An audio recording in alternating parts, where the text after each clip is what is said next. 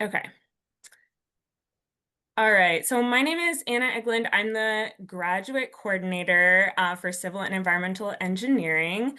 And if you found your way to this meeting, chances are we've maybe already exchanged emails or maybe had a meeting. But I'm sort of like the main point of contact for all of our in-person graduate programs. And then I have with me Professor Paolo Calvi today, who's going to be giving a presentation on structural engineering and mechanics for you. If you have like questions that come up, feel free to put them in the chat as we go, or you can save them to the end and ask them either way. Um, but yeah, I think that is all of my intro. So with that, I will hand things over to Professor Calvi. Great. Thank you, Anna. I see some of my students joined the meeting, taking steel with me. All right, let me just get the presentation started here. Share my screen. All right, you should now be able to see my screen, right? Perfect. Thank you for confirming. And okay, I'm just gonna go in presentation mode. All right. Hello, everyone. Thank you for joining us. I am going to give a brief overview of our structural engineering and mechanics grad program, mostly focusing on coursework and program requirements. Feel free to ask questions as we go, or there's going to be time to ask at the end, so you can wait until then. All right, let's see. Okay, perfect. So this is just an overview of our group. There is 10 of us. Like Anna said, my name is Paolo Calvi. I'm the second one from top left. And we are, I believe, the biggest of the groups in the civil engineering department. I don't want to claim that for sure, but I think we are with 10 faculty. You see under our names are the main research areas that we work on, but we all do much more than what you see there. That's a very kind of concise summary just to give you an idea. A lot of us work in the big area of earthquake engineering, and then we all have our own specialties.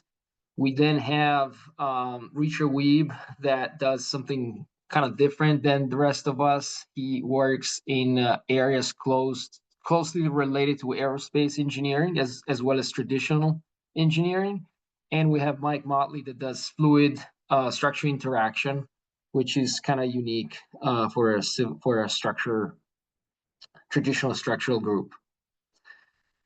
Now, our department is organized into 6 areas: environmental construction structures, that's us; hydrology and hydrodynamics; transportation and geotechnical engineering. This is great because students enrolled in any of the areas get a chance to take classes in the different areas if they so choose. So it's great. There's a chance to get a diverse education during your grad school if you're interested in that. As a department, we're part of the College of Engineering. College of Engineering includes 10 departments that are listed up here. We are obviously structures, part of the Civil and Environmental Engineering department. And then you have all the others that you see up here. And again, it's a great opportunity for students to be part of a college that includes so many different departments, because students have the chance to take classes from whichever department they like, provided that, we'll talk about this in a second, they satisfy the requirements of their specific degree. So like I said, what I'm gonna do here is I'm going to go over the degree programs, courses mostly, and we're gonna leave time at the end for questions. First, let's talk about our master's degree program. In our group, we offer 2 programs.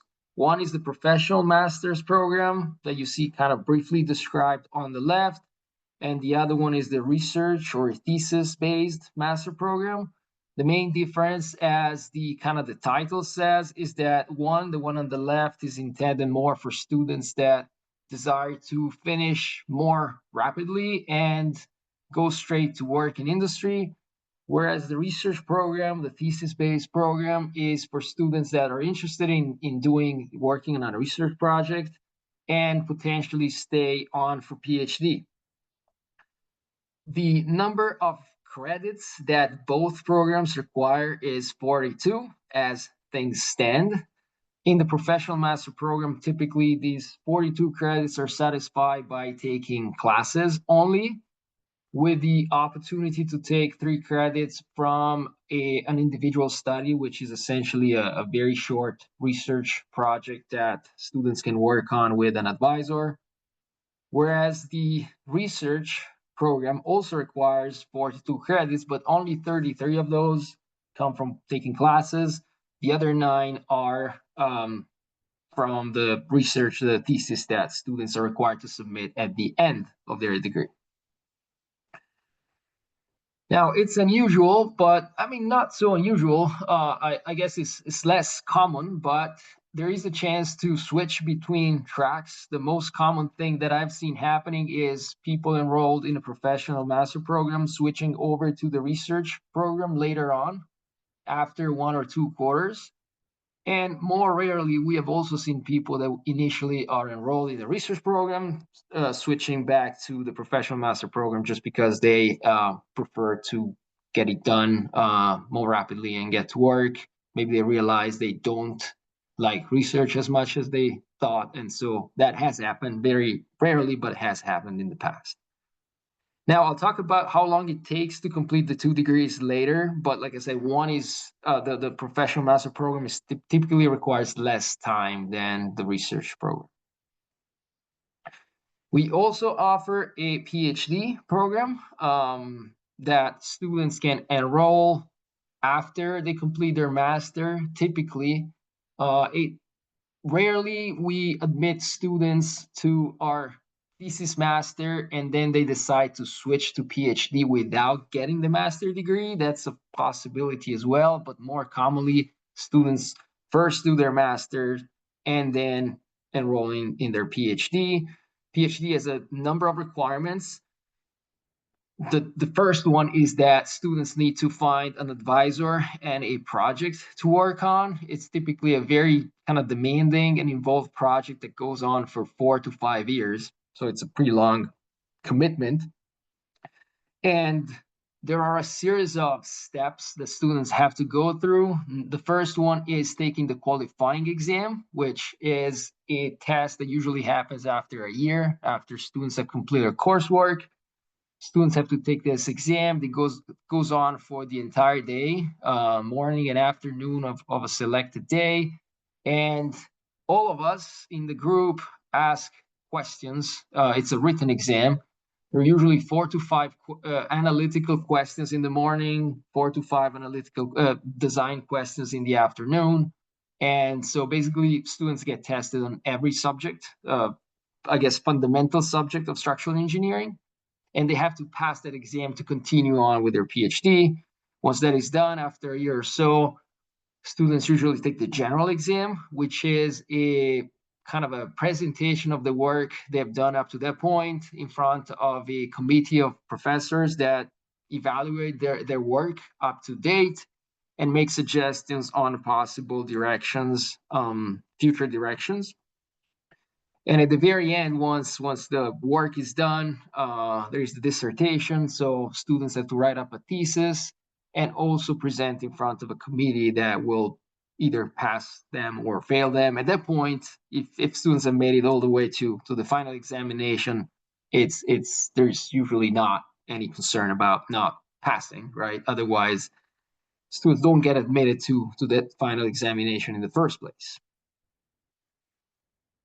All right, so here are some more detailed requirements pertaining to courses. Like I said, 42 credits is the total number of credits that students have to collect by the time they graduate. But there are a number of other requirements. For example, GPA, minimum GPA, and areas that courses need to come from. So for instance, we have 3 required courses, 501, 502, and 504. You see that here on the left. There are 4 credits each. One is structural mechanics, structural dynamics, and finite element methods. Those 3 every student has to take in order to graduate. So there is no freedom there. All those 3 have to be part of your course plan. And then there is some freedom here. For example, 12 additional credits from 500 level courses that we offer. 9 credits from thesis if you're enrolled in the thesis year.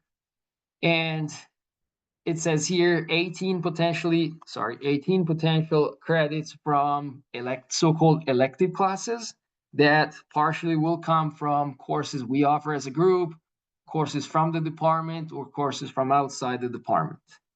There is freedom there. When students start in our group, they get assigned an advisor that will help them work out their preferred course plan. And I'll show you later, we're pretty flexible in terms of what electives students can take as part of their plan. So for example, the most common pre-approved non-structures electives that we offer in the civil engineering department are these 3. So students tend to take these, at least 1 or 2 of these 3. These are within the department. These are offered by our geotech colleagues. And then we have a pretty long list of out-of-department approved courses. As you see, they are from the AA department, ME, so mechanical, aerospace, applied math. So there's a pretty comprehensive list of pre-approved, meaning if you put one of these in your course plan as your electives, those will be automatically approved. And these are all classes students have taken in the past. So here's additional example from the architectural department, construction management. So really long list, nice and diverse set of classes that students can choose from. Now, you can always make an argument with your advisor for classes that are not on this list. And as long as classes you want to take make sense for the plan you have, typically the advisors work with you and they tend to approve your plan regardless, even if the classes are not on this pre-approved list. Here is the current offering of classes that we as a group offer in the 3 main quarters, autumn, winter, spring. Sometimes we offer a summer class, but that's not always the case. So for now, it's not there, but these are the classes that we offer as a structures group that students can choose from in the 3 quarters. So you see that there is a pretty nice and diverse offering, even just from us as a group. As I said, 501, 502, and 504, which are 2 are in the autumn, and I don't see 504 up here, but the final L here in the winter. Those 3 will be on everyone's plan. The others can be, there is flexibility as pertaining to what the other classes will be. Okay, so I said earlier, I was going to give you some information on time it takes to complete the degrees. Okay, we always put the 3 quarters option, but I have never seen it done since I started. I guess it's up there because somebody did it at some point. To finish in 3 quarters, first of all, I'm talking about the PMP, the Professional Master Program, not the thesis-based. There is no way to finish the thesis-based master in 3 quarters. But the PMP is theoretically possible by taking 14 credits per quarter. Really difficult. But if students have a reason to do it, we try to make it happen, work with them to make sure they can do it. It says here, much easier if you have transfer credits. That is true, absolutely. But if you have to take all the 42 credits during your master, it's really difficult to do it in 3 quarters. 4 quarters, it says here, much more common. It's also pretty rare, to tell you the truth. 5 quarters is the most common I've seen. 4 quarters, it can be done, obviously. It's more doable if there is at least a class offered over summer. But yeah, 4 quarters, excluding summer, it's pretty common. So basically doing autumn, winter, spring, doing an internship or working over summer, and then coming back for the following autumn. That's something that happens very frequently. So that is probably the most common. That's why we say 4. 5, more than 5 quarters is typical for students that are taking our master part-time, which is also an option, right? So if you are working while doing your master, typically takes more than 4 quarters because you only take 1 to 2 classes per quarter. Now, if you're doing a thesis-based master, like I said, there's going to be 9 credits that come from your research. So you only have to do 33 credits from your classes, but the thesis, the research in general, is a pretty demanding activity that normally takes about a year by itself. So the most common kind of timing to finish the degree is around 2 years, I would say. Here it says most students require 7 quarters. Yeah, I would say seven to 8. Kind of like 2 years is the most common time I have seen, but finishing in winter of the second year is also something that has happened in the past. A lot depends on how demanding and how quickly you can work on your research project, obviously. Typically, if you have an experimental project, that tends to be longer than if you're working on a numerical analytical project. And so that needs to be factored into the timing as well. But yeah, the way it works is students typically start as TAs in their first quarter, the fall, and start working on a research project usually in the winter to spring, depending on when projects are available. And the offer that we make to students that will work on their thesis includes tuition and a stipend that usually increases year after year, but it's enough to have a nice living in Seattle, plus tuition fully covered in exchange for TA services and RA research assistantship services, meaning students, in addition to taking their classes, they have to work on a project or as teaching assistant for classes. Normally, you start talking about projects with faculty upon admission. So once you receive a letter of admission to the thesis-based master program, or during your first quarter at UW, going talking to people.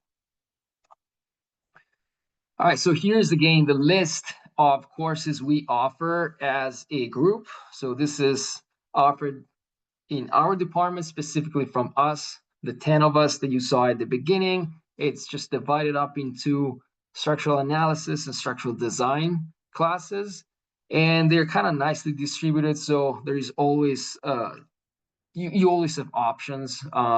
Every quarter there are nice options of kind of interesting classes to take. Now here, from this slide, for about 10 slides or so, it's just a few more info about each class. I'm going to just go quickly over this. I think we're going to share this presentation anyway, so you can kind of go through yourself later and read more. But like I say, just the same list that you just saw with a little more information on each class.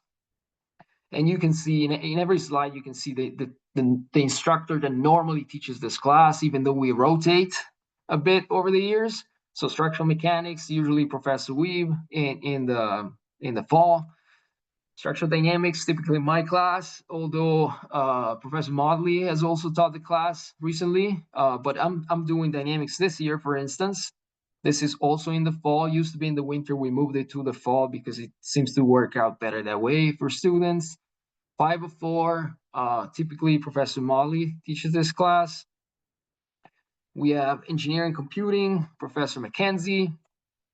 Nonlinear analysis, structural systems, it's either McKenzie or Professor Lowe's sometimes.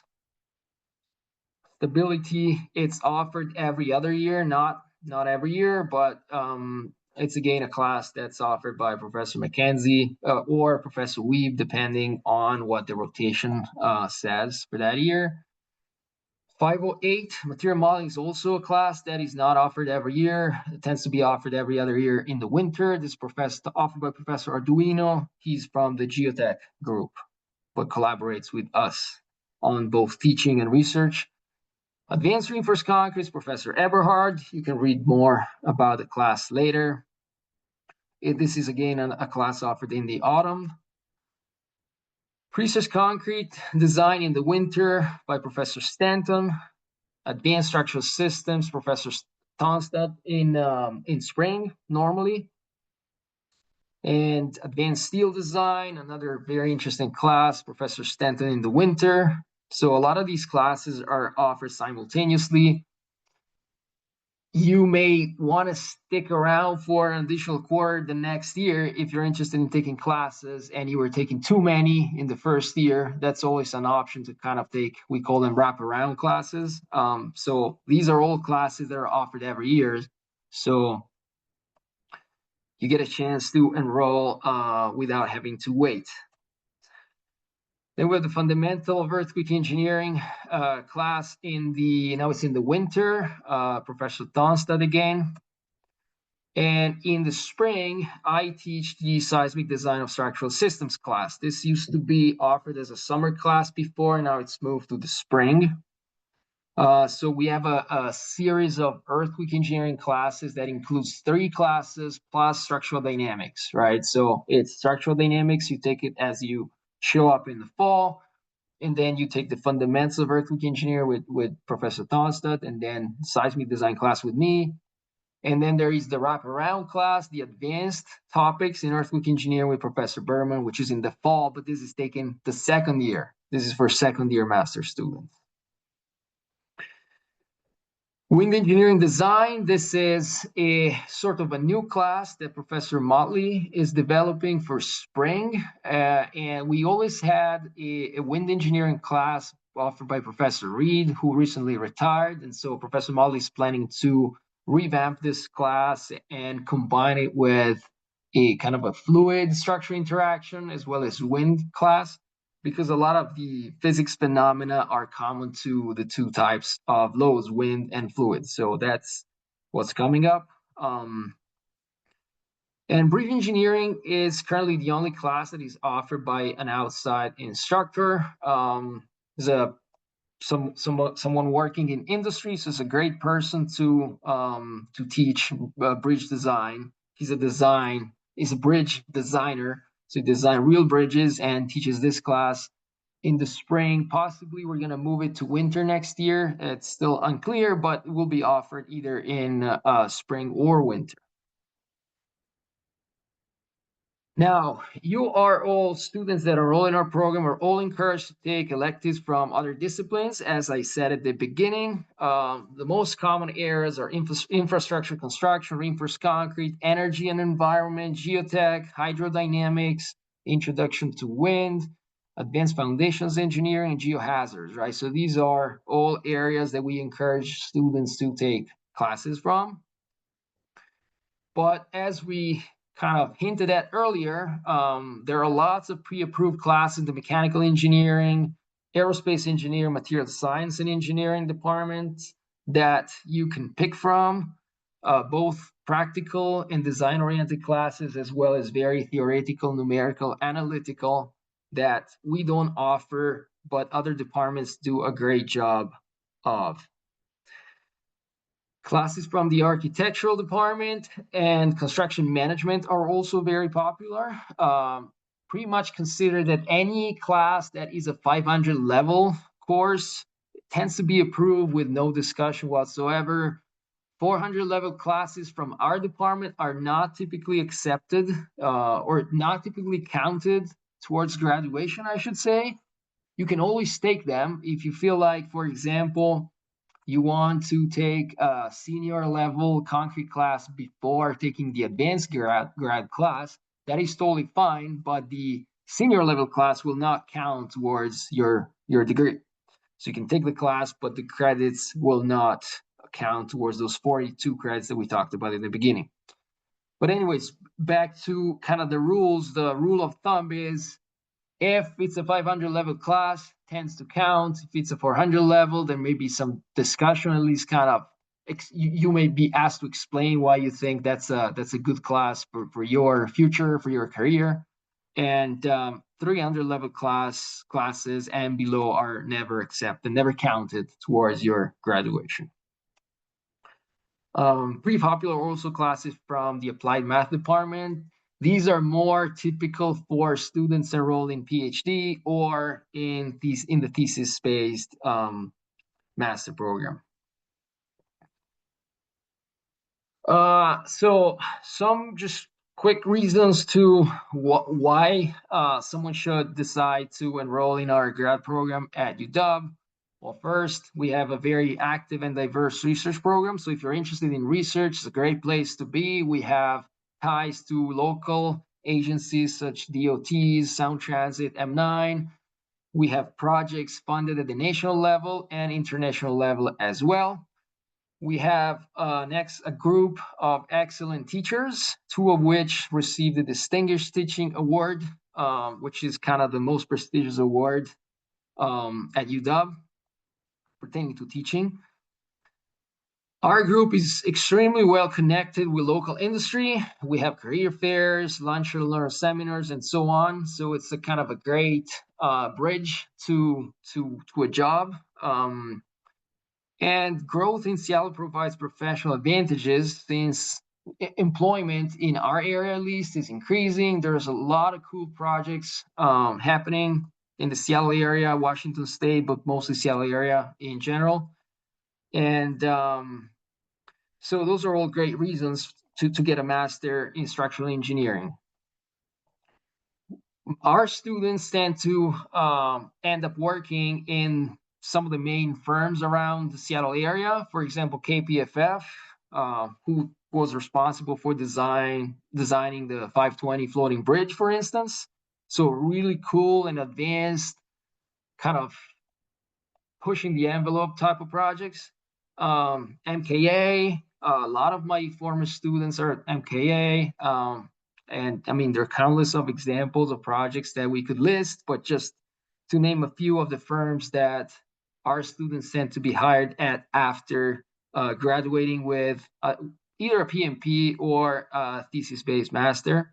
Degenkolb is another place where a lot of our students land, and HNTB as well. Just to name a few, we have former students employed at many other firms as well.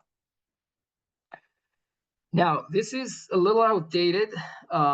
This is for the 2015-2020 period, but just to show that the number of positions available per year in Washington State are by far larger in number for civil engineers than for engineers in any other area, which is another great reason to enroll in a master at UW in civil engineering.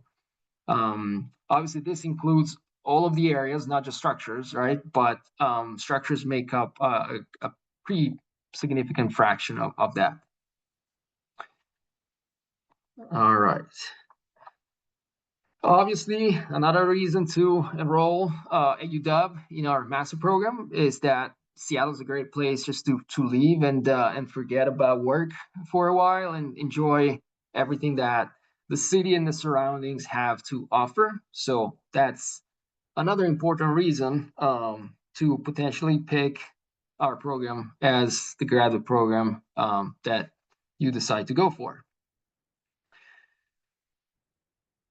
We're basically done. I think this is either the last slide or just one more, but just to make sure that we're all on the same page in terms of deadlines for applications. You see here that December 15 is sort of the deadline to receive priority in case you're interested in applying for a PhD or kind of a thesis-based master. And also, if you want to enroll in a professional master program, the PMP, but you want a decision by March 15. So if you want a decision of admission by March 15, you should try to respect this deadline. PMPs can then apply for the degree up to May 1st. So there's actually several months left to apply. And students will receive an admission decision by June 15, if you apply by May 1st. And September 1st is really the final deadline for domestic PMP students, and this is based on whether or not we have additional space available. We may not be able to admit anybody else because we have a limit. We can't go beyond a certain number, and so if students are applying too late, even though they qualify, they may be turned down just because we have no more room. So, long story short, the earlier you apply, the better. Receive priority, receive your offer early, and then you have more time to make your decisions. You can always contact our admin office. The email address is provided here if you have questions about applying. And also feel free to reach out to any of us, faculty, in case you have questions about the process. Although reaching out to our admin is probably a better idea, as they are much more knowledgeable about all these processes than we are. And yeah, with that, I think I covered pretty much all the main points. Thank you all for joining us, and I'm happy to answer any questions you may have for me or for Anna. And yeah, thank you everyone. Thank you. I will just add on by saying that career data that you have from 2020 to 2015, I think still holds true, because I just met with the Career Center Engineering, and they were saying that like civil and environmental engineering is the only area that hasn't experienced a decline in like That's jobs. great. That's So awesome. I Thank think you. everyone else has had at Yep. least like a slight decline in the recent years, but all of our students seem to be like finding jobs. So I think that Good. probably still holds true. Thank you. Thank you. Yeah, thank you for that. Yeah, and then yeah, so if you guys have questions, feel free to either type them in the chat, or if you want to do like the hand raise thing or just unmute, those all work great. This is like probably the best opportunity to like ask any questions you have, because you have both me, academic advisor, and a faculty member here. So I would say take advantage if you have questions, and I know some of you do. One thing I would like to ask Professor Calvi, could you maybe talk about like students coming from a non-civil engineering background, just like Absolutely. what other engineering bachelor's degrees are typically successful in the program, that type of thing? Yeah, absolutely. So I guess the majority of our students tend to come from other structures, civil engineering programs, but we have had a number of very successful students in the past that came, for example, from mechanical engineering. And normally what we recommend, or it's not a requirement by any means, but students that come from other areas, they have a very solid background in the same kind of analytical and numerical areas that we work on, but maybe their design courses that they had to take during their undergrad are slightly different, or on different types of systems. And so what we recommend is that during their first quarter at UW, they take our senior design classes. For example, our concrete design and our steel design class. And that usually is very beneficial and allows them to enroll in the grad versions of those classes and be successful. But other than that, they have the kind of the mathematical and physics and all that. They have all that covered. It's common to the different areas. So I've seen students being very successful, even coming from different areas. So that's not something that they should be too concerned about at all. Okay, cool. Thank you. I get that Yeah. question a lot. So, Okay. Yeah. okay, so we have one in the chat. What are some examples of research projects that previous master students work on? Yeah, I wish I had that presentation here handy. But so they vary a lot. So I would say that we have a pretty broad range of projects that span kind of lab, like meaning experimental based projects, as well as just purely numerical or analytical projects. Just to name a few, I don't know, for instance, I'll talk about students that work with me. I've had projects funded by, for example, Washington DOT, or the National Science Foundation, or other agencies of that nature to work on the response of reinforced concrete structures to earthquakes. And so if it's an experimental project, for instance, students may be asked to design and kind of design a number of experiments that are intended to answer a certain research question they were interested in.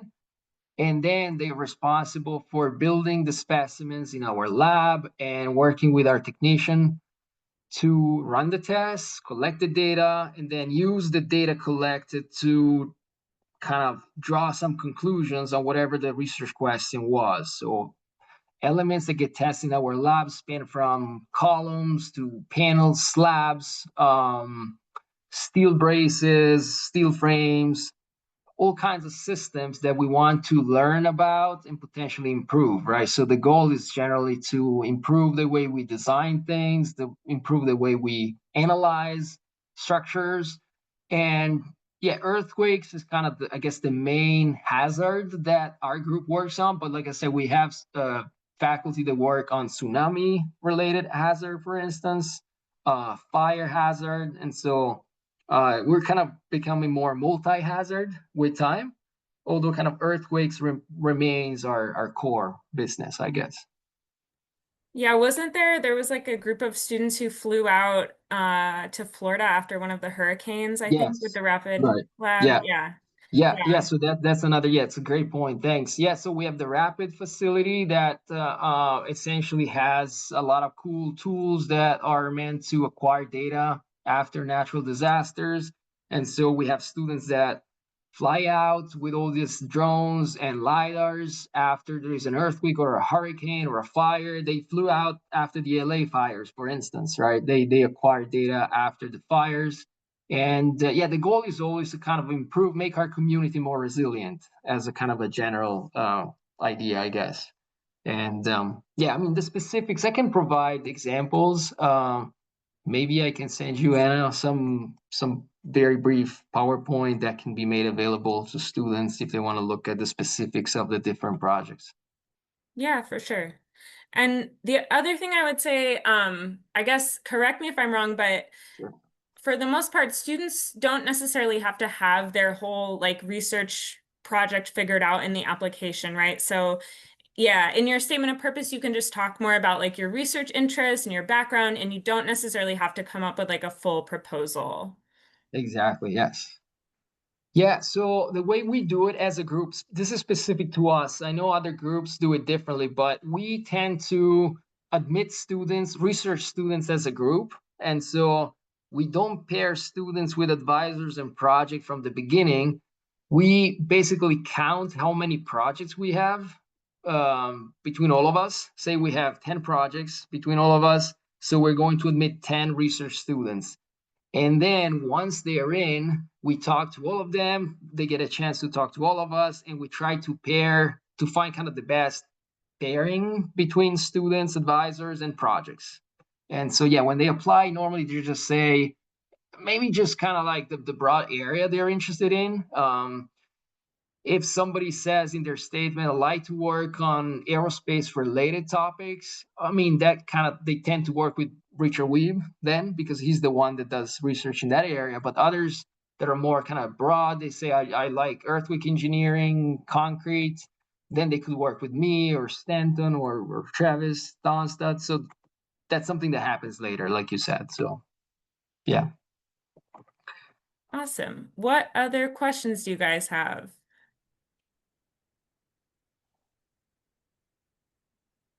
Are TA positions available to the PMP path?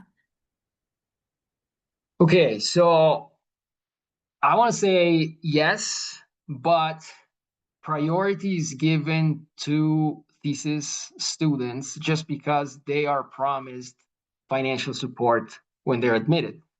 Then it has happened in the past that we needed to fill positions, and so we did offer TA positions to PMP students, absolutely. But that happens only on an as needed basis, right? Rather than it's not. Let's say the opportunity is not always there. It's there. Say if all the research students have been picked up on a research project, so they're not available to TA, and we need TAs. Yes, then we go first to the PMP, and typically we tend to go to the ones that have performed the best in their classes, right? So that's. But yeah, it is an opportunity for PMP students. Yeah, I always say so it's possible, but don't plan for Right. it. Yeah. Good. Yeah, that's a great way to put it. Yes. Yeah. Okay, we have another question. Is there a way to check which graduate courses can be transferred to UW? For example, I'm taking grad course my senior year. How can I check if it will be accepted? I can say a little bit from a graduate school perspective. So we can transfer in up to 6 credits of graduate coursework from that were completed during an undergraduate degree, um, as long as they are not counting towards any of the requirements for the undergraduate degree. So that includes like the overall credit totals, and then all of the other requirements. And then you would also need to meet, is it, I think 2.7 grade minimum, 2.7 out of 4 is the minimum grade for something to count. Um, so that's the sort of baseline graduate school requirement. And then on top of that, I kind of think structures is a little bit more selective. Well, so I think what I have seen is that on top of what Ina just said, we ask you to provide your syllabus, and then whoever's teaching the equivalent class. So, for example, let's say they take dynamics, structural dynamics in their school, then they're going to have to send me the material because just me because I teach structural dynamics, and I would look through what they have done and decide whether or not the class they took is equivalent. And if it is, then and it meets all the requirements you listed, then yes, we accept it. And we have had some people doing that. For example, I remember a few years ago, somebody from Cal Poly took dynamics. In their undergrad, and I looked through whatever they did, and it was fine. It was basically the equivalent class, and so we allowed them not to take dynamics with us. So it's possible, but we need to make sure that the topics they covered are the same. Yeah, and then I would say if you're a current undergrad and you're kind of like trying to coordinate your schedule around what you think will be accepted, you can email us and we can always like check on that for you. But again, it's not really like it's kind of up to your faculty advisor to approve it once you get here, if that makes sense. Yeah. Cool. What other questions? Okay, if I want the pre-stressed concrete class CEE 453 to count towards my master's program, do I need to sign up for the graduate equivalent CESG 522 instead? From a current UW student, sounds like. Yes. Uh so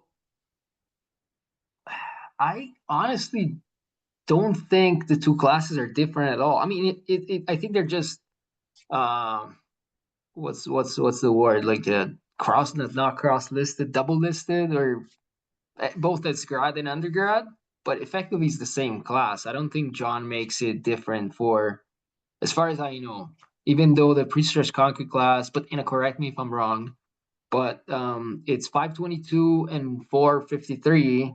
So officially it's like two different classes, but it's still John Stanton teaching the class.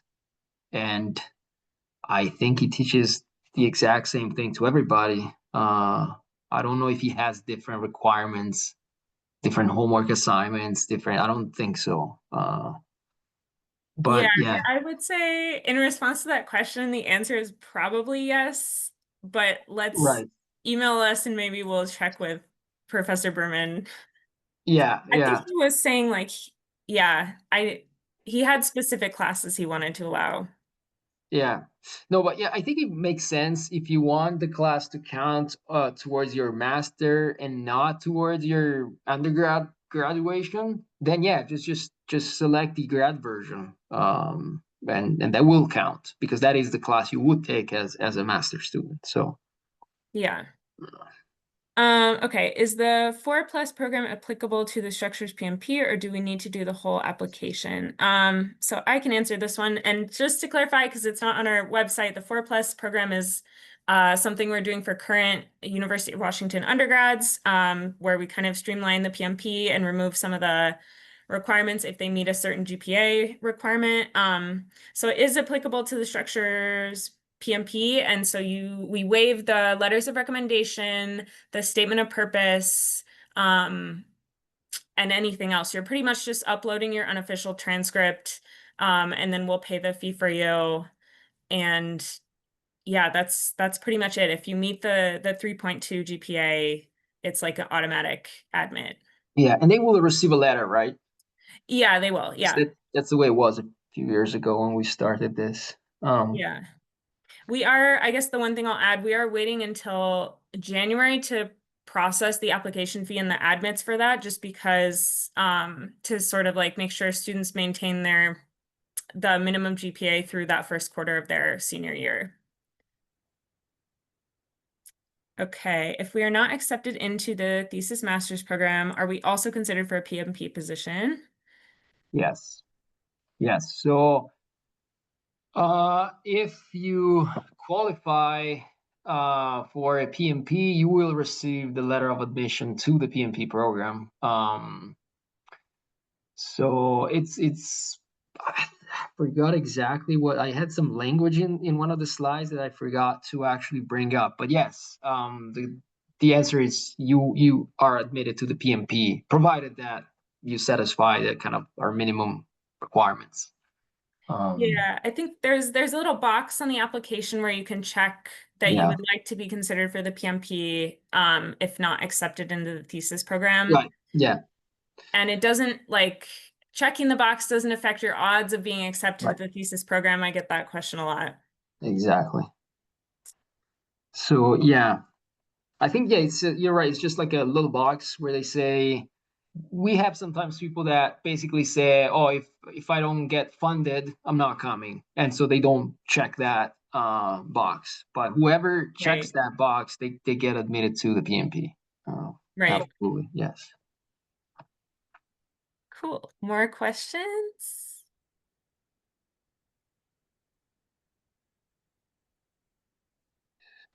Let me see if I had any other ones written down. Um,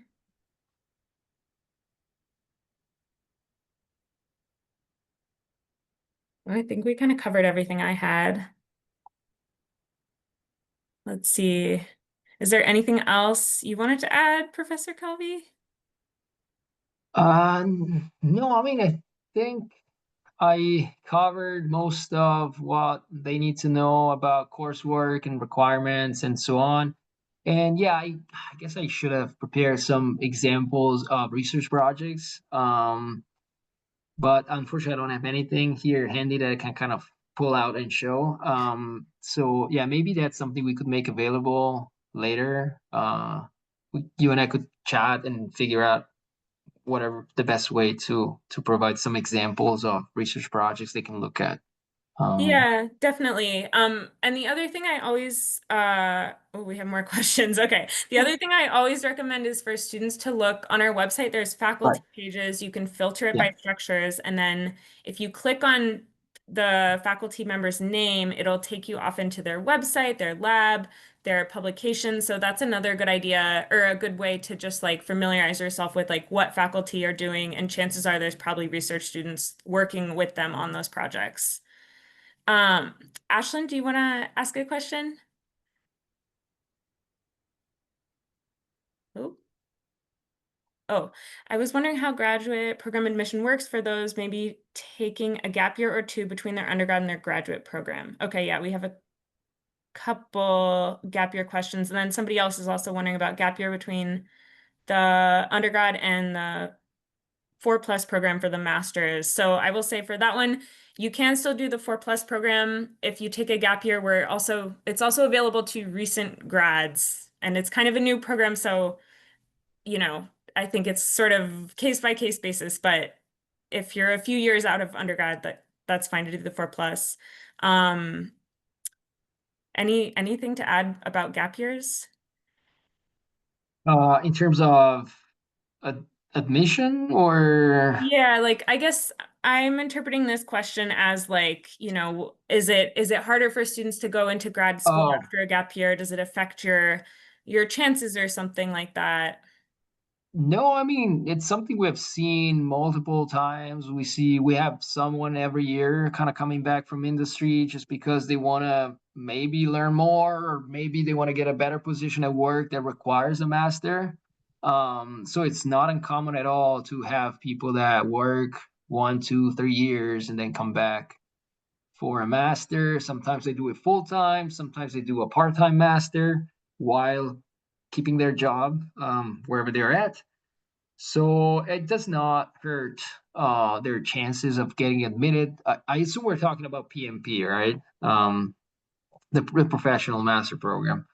I guess it's a little less common for people to come back and wanting to do a research-based thesis, but that has happened too. And yeah, we don't look at those applications any less. If that makes sense. It's just that happens less commonly than people wanting to come back for PMP, because like I said, normally is they come back either because they want to work on more advanced projects at work, and they need some advanced knowledge, or they can't access certain positions without a master, and so they just come back to do it. That's kind of the most common thing I've seen. We have had people working in the industry for 10 years and coming back and do a PhD as well. So everything is possible. But yeah, Yeah, I would say it's a really like personal question, and it's really right. individual. And like when I Yeah, was done with undergrad, I needed a break. Like I did not want to go right into grad school, and like that was the right choice for me. So I think it just, depends on who you are and like right. what you need at that time. Yeah. Yeah, I would say just for students, I guess, for some students, maybe just a little bit harder to go back to school after working several years, right? It's a different lifestyle, different everything. So in a way, it's a little easier to just add a year and do it when you're still kind of in student mode. Yeah. But at the same time, like Anna's case, you may need a break, do something different, right? And so both approaches are perfectly fine and personal.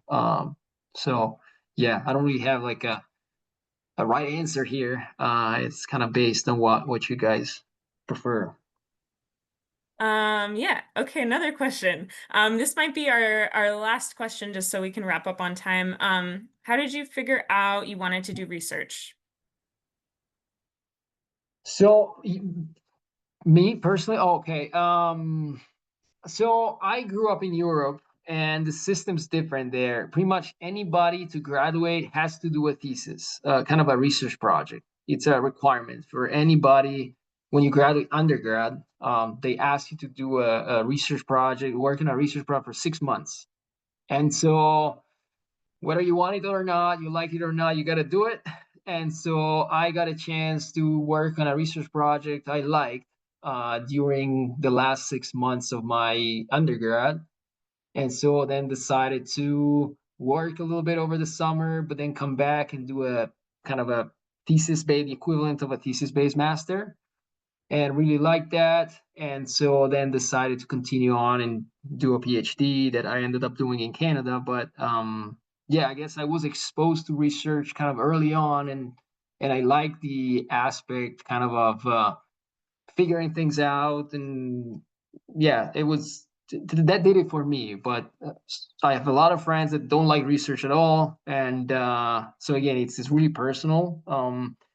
And I would say it's very important that if you want to do research, you find a project you like, because otherwise it can be a horrible experience having to work for a year and a half on something you're not interested in or you don't like at all.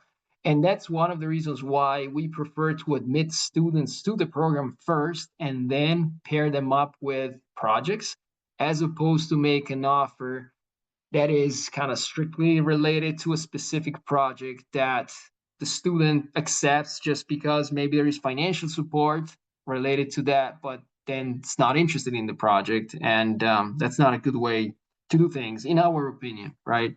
And so, yeah, it's very important to find a project that you guys like, you're interested in, and you're gonna commit to, because I will not I'm not gonna lie, it's a lot of work, right, to do a project, not just a PhD, but even a master research project. It's a lot of work, and so yeah, you're gonna make sure you want to do it, not just for the money. Yeah, I would say if you're a current undergrad asking that question, I think maybe my best advice would be to try to see if you can get involved in some research while you're still an undergrad, which can Yeah. be like those, I know those opportunities are sometimes fewer and far between, but any kind of exposure you can get in undergrad, I think can help you kind of figure that out Yeah, sooner. well, there is the possibility to do individual studies with faculty if you guys want. I think you can do up to 3 credits, which it's like a quarter of research. It's not the equivalent of what you would do as a master's student, but you can get a taste of what that involves and see if that's even something you may be interested in or not. If you get a chance to work in our lab, help out grad students on projects, that's another great way. Even like some of you I know are doing, working on the different clubs like Steel Bridge, Concrete Canoe, and all that. I mean, that's kind of approaching research, right? It's kind of approaching problem solving and getting similar to things that you would do as a research students. You guys build a steel bridge, right? That's kind of equivalent to building your research specimens that you're going to test in lab as part of your project. So those are all great ways to get exposed and kind of figure out if you like that type of activities or not. Yeah, and I guess my last piece of advice if you're deciding between the research track and the professional track is I would say apply to the research track, and if you're offered a spot and you really don't like it, you can always switch to the PMP, it's Yeah. after a conversation with your advisor. Mhm. But yeah, I think, there is some flexibility there if it's not the right fit for Yeah. you. Yeah. I would say just apply. I mean, if you're sure you want to do a PMP, apply to the PMP and don't worry about anything else. Otherwise, apply to the research, check the box. I'm interested in the PMP. If I don't get admitted to a research, we don't have that many projects anyway. So, order of magnitude, we usually hire 6 to 12 research students every year, depending on how many projects we have. And so odds are pretty competitive to get in with a kind of a full research assistantship support. And so, yeah, I just apply for research if you're potentially interested, but check the box, interested in PMP, if not admitted to research. And there's always the possibility to switch later from PMP to research if you decide that that's what you want to do. And we have projects coming in all the time. So those opportunities open up at some point. Yeah. Great. Well, I'm gonna wrap us up for tonight. So if you guys have any more questions, please email us at ceginfo@uw.edu. We set up like one-on-one advising appointments with prospective students, so I'm happy to chat with you if you have more questions. And we can also, answer questions over email too. So please reach out if you're interested, and we're always happy to help. And thank you so much, Professor Kelby, Of course, thank you. for the presentation My and for pleasure. answering all of our questions. Absolutely. Okay. All right. Have a good night, everyone. Thank Thank you you. so Bye much. bye. Bye.